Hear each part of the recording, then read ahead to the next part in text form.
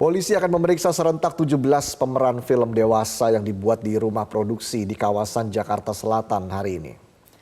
Salah satu pemeran film dewasa yang akan diperiksa adalah selebgram berinisial L yang menjadi pemeran film berjudul Keramat Tunggak. S sebelumnya juga pernah berhadapan dengan hukum dalam kasus penyebaran konten asusila. Selain S, Polda Metro Jaya juga melakukan pemeriksaan terhadap pemeran film dewasa lainnya dengan judul berbeda.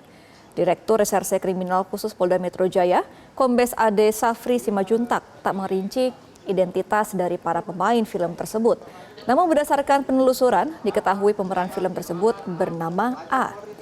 Jadwal pemeriksaan terhadap Amelia dan pihak terkait lainnya juga belum diketahui. Total ada 12 pemeran wanita dan 5 pemeran pria yang akan diperiksa pada hari ini.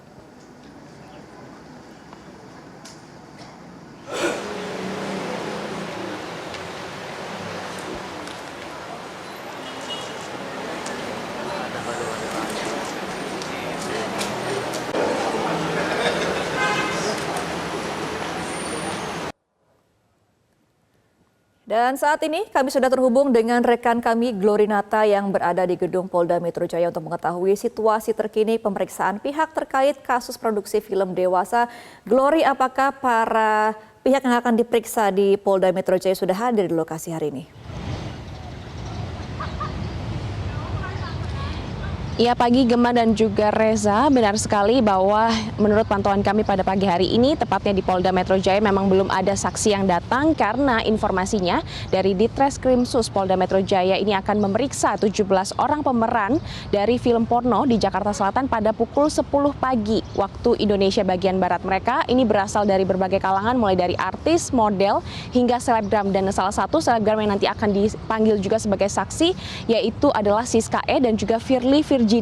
Karena kita tahu bahwa produksi film porno ini terungkap awalnya pada saat Ditreskrimsus Polda Metro Jaya melakukan patroli cyber dan menemukan ada 120 judul film yang tersebar di 3 website berbeda, yang mana masing-masing durasi dari film tersebut adalah 60-90 menit per filmnya, dan tentu saja tindakan ini mengandung unsur tindakan pidana yang melanggar undang-undang. Dan kami akan sajikan kepada Anda pemirsa di rumah dan juga kepada Reza dan Gemma di sebelah kanan saya.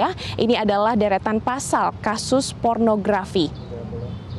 Di antaranya yang pertama adalah pasal 88 Undang-Undang Nomor 4 Tahun 2008 tentang pornografi, yang mana disampaikan di dalamnya adalah setiap orang yang menyediakan jasa pornografi secara eksplisit, yaitu tidak memakai busana, ini termasuk dalam eksploitasi seksual. Nah, selain melanggar undang-undang pornografi, namun juga tindakan terkait dengan produksi film porno di wilayah Jakarta Selatan ini juga melanggar undang-undang ITE. Seperti yang ada di sebelah kanan saya, ini adalah pasal 27 ayat 1, jungto pasal 45 ayat 1, kemudian pasal 34 ayat 1, jungto pasal 50, Undang-Undang Nomor 19 Tahun 2016 tentang Undang-Undang ITE. Yang mana disebutkan di dalamnya adalah setiap orang dengan sengaja tanpa hak menyebarkan berita bohong dan juga menyesatkan. Karena kita tahu bahwa produksi film porno tersebut setelah diambil proses syuting kemudian disebarkan begitu di 3 website yang berbeda sehingga dapat diakses oleh masyarakat umum, dan tentu saja tujuannya adalah untuk meraup keuntungan. Nah, selain itu juga kami akan sajikan ini beberapa pasal-pasal lebih lengkapnya tentang undang-undang pornografi. Salah satunya adalah pasal 9 jungto pasal 35 Undang-Undang Nomor 44 Tahun 2000 tentang pornografi. Dan jika kita merujuk pada pengakuan warga sekitar, memang untuk proses produksi film porno di wilayah Jakarta Selatan ini dilakukan di pinggir jalan, dan tentu saja membawa pemeran utama wanita yang memakai baju kurang minim bahan, sehingga hal ini meresahkan warga sekitar, kemudian mengganggu juga aktivitas warga dan berdampak buruk bagi lingkungan. Gemma. Baik. Glory, polisi juga menyampaikan akan melakukan pemeriksaan terhadap pemeran film dewasa lainnya dengan judul berbeda. Kapan tepatnya pemeriksaan tersebut akan dilakukan, Glory? Iya benar sekali Reza, sebenarnya dari pihak Ditreskrimsus Polda Metro Jaya sendiri hingga saat ini sudah menetapkan 5 orang tersangka, diantaranya dengan inisial I, JAAS, AIS, AT, dan juga SE dengan perannya masing-masing adalah sebagai produser, sutradara, kameramen, editor, dan juga pemeran wanita. Nah saat ini dari pihak kepolisian masih melakukan pengejaran terhadap 12 orang pemeran wanita dan 5 orang pemeran pria dalam kasus produksi film porno di wilayah Jakarta Selatan. Nah hari ini 17 orang tersebut akan dihadirkan sebagai kapasitasnya sebagai seorang saksi, namun tidak menutup kemungkinan nantinya akan bisa ditetapkan sebagai tersangka jika memang cukup bukti. Nanti kita akan menantikan hasil bagaimana pemeriksaannya. Namun yang menarik di sini Reza dan juga Gemma, ada salah satu saksi yang diperiksa sebagai Siska E, yang mana kita tahu Siska E ini juga di tahun 2022 pernah ditahan selama kurang lebih 10 bulan dengan kasus yang sama, yaitu pornografi karena melakukan aksi eksibisionis di Bandara Internasional Yogyakarta. Dan apakah nantinya Siska E ini akan ditetapkan lagi menjadi tersangka, kita akan nantikan. Karena usai pemeriksaan saksi dari pihak kepolisian nantinya akan segera melakukan gelar perkara.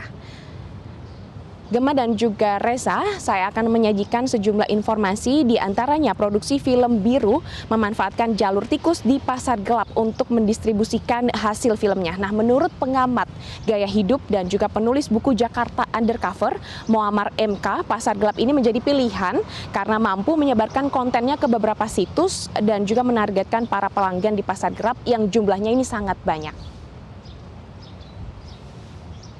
Kebutuhan konten dewasa yang dari Asia itu salah satunya Indonesia kan juga di pasar konten dewasa ini kan dalam tanda kutip punya peminat sendiri gitu. Nah dulu memang sering kan, kenapa saya bilang ada skala besar, skala kecil, dan skala menengah, karena untuk skala kecil misalnya itu diwakili oleh beberapa istilahnya kreator yang memang dia memproduksi mungkin videonya itu hanya 10 menit, berapa menit, kemudian dia menjual lewat jalur tikus di pasar gelap gitu. Dan itu kontennya bisa dinikmati juga di beberapa situs yang ada yang tersebar sekarang itu, di antara dari lebih dari 30 juta situs dewasa yang ada yang sekarang tersebar di online gitu. Nah, ada yang skala menengah juga, misalnya mereka ada memakai 2 cara. Yang pertama adalah dia membuat produksi yang mungkin tidak banyak, tapi dia kemudian menggunakan pemain lokal, dan lagi-lagi dia menggunakan jalur distribusi lewat pasar gelap. Yang kedua, dia sebagai konten kreator tapi syuting di Indonesia, tapi kemudian menggunakan talent asing. Itu yang terjadi selama ini gitu. Sebenarnya kalau boleh jujur, para pengguna yang menjadi pelanggan di konten-konten jalan tikus itu jauh lebih banyak, lebih banyak banget. Karena misalnya saya temukan fakta menarik adalah munculnya satu platform digital gitu, itu produk lokal punya, terus kemudian dia kemudian bisa dengan caranya yang sangat licin gitu, karena dia pakai jalur tikus. Itu konten kreator mandirinya itu sebagian besar memang orang Indonesia, dan itu mereka berani mempertontonkan live sex streaming gitu, dan itu terjadi setiap saat, dan itu pelanggannya itu sih kalau hanya satu platform ya, artinya 10.000 itu relatif kecil dibanding para pelanggan yang kemudian tersebar di beberapa platform yang sekarang udah ada. Countdown ya. Nggak ada suaranya nih.